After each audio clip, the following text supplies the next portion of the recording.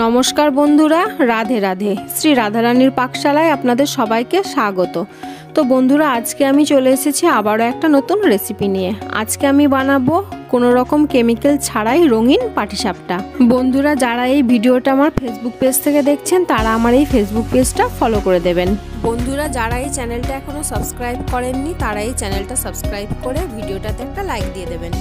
ভিডিওটা প্রথম থেকে শেষ পর্যন্ত দেখার জন্য অনুরোধ রইল। তো চলুন বন্ধুরা, রেসিপিটা শুরু করা যাক। পাটিসাপটা বানানোর জন্য প্রথমে আমি ব্যাটারটা তৈরি করে নেব। প্রথমে আমি একটা জায়গার মধ্যে নিয়ে নিচ্ছি 1 কাপ আতপ চালের গুঁড়ি, 1/2 কাপ ময়দা আর 1/2 কাপ গুঁড়ানো সুজি।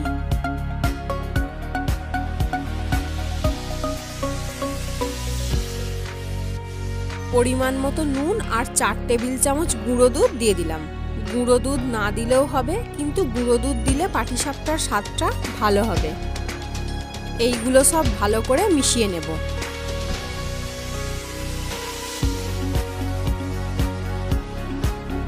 এবার এর মধ্যে গুঁড়ানো চিনি দিয়ে দিলাম।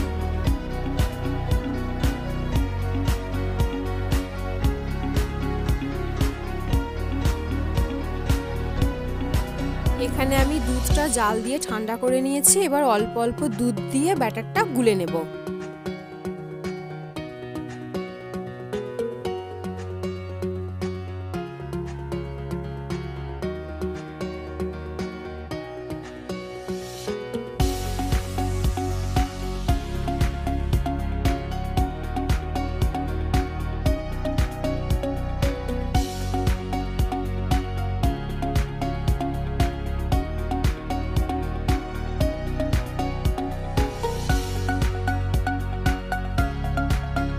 ব্যাটারটা আমার গোলা হয়ে গেছে। ব্যাটারটা খুব বেশি পাতলা করলেও হবে না, আবার খুব বেশি ঘন করলেও হবে না। ব্যাটারের ঘনত্বটা ঠিক এই রকম রাখতে হবে।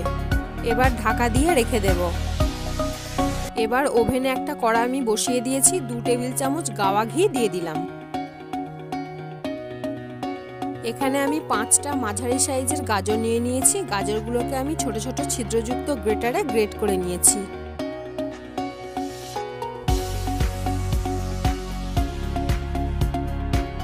অল্প নুন দিয়ে দিলাম।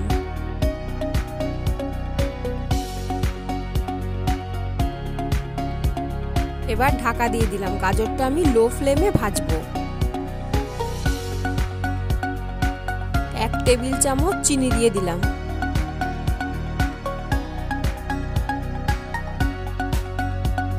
আবারও একটু ঢাকা দিয়ে দিলাম।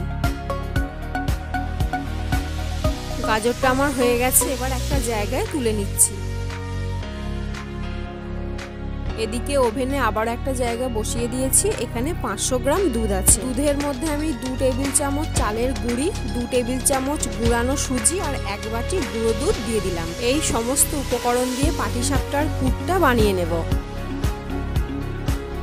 এটা কন্টিনিউ নাড়তে হবে, তা না হলে কড়ার নিচে লেগে যাবে। দেখছেন বন্ধুরা, এটা অনেকটাই ঘন হয়ে গেছে। এবার আমি 1/2 বাটিরও একটু কম খেজুরের গুড় দিয়ে দিলাম। আমি খেজুরের গুড় দিয়েছি, আপনারা চিনি বা আখের গুঁড়ো দিতে পারেন।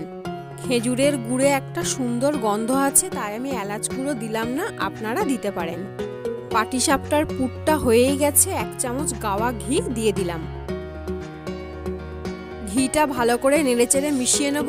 নিয়ে পুরটা একটা জায়গায় তুলে নেব।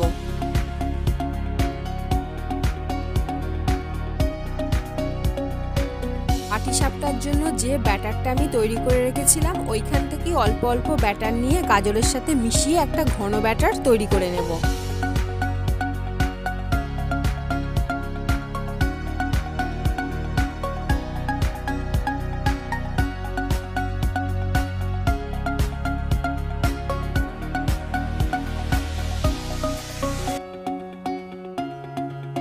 গাজরের ব্যাটারের ঘনত্বটা এইরকম রাখতে হবে। পাটিসাপটা বানানোর জন্য ওভেনে আমি একটা তাওয়া বসিয়ে দিয়েছি। কাপড়ের সাহায্যে তাওয়ার মধ্যে একটু সাদা তেল মাখিয়ে নিলাম। এবার হাতায় করে অল্প ব্যাটার নিয়ে হাতার পেছনে করে ঘুরিয়ে গোল শেপ দিয়ে নেব।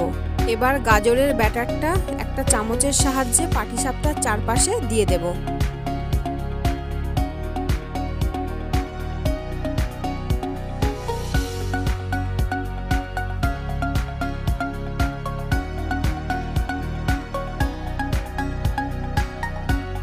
এবার চামচের সাহায্যে চারপাশটা একটু সমান করে নেব।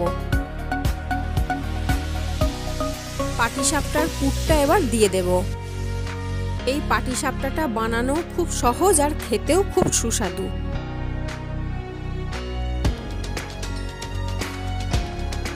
এবার পাটিসাপটার চারপাশ হালকাভাবে খুন্তির সাহায্যে ছাড়িয়ে নেব। এইভাবে খুন্তির সাহায্যে পাটিসাপটাটা রোল করে নেব।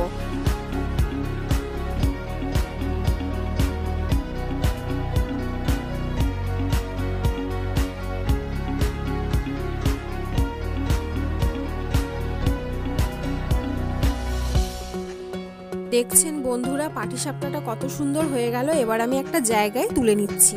এইভাবে আমি সব পাটিসাপটাগুলো একে একে করে নেব।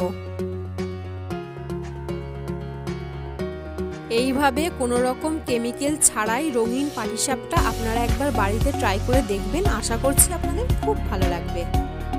গাজর যে স্বাস্থ্যকর আপনারা তো সবাই জানেন, শরীরের পক্ষে উপকার এবং খেতে খুবই সুস্বাদু আর বানানোও খুব সহজ।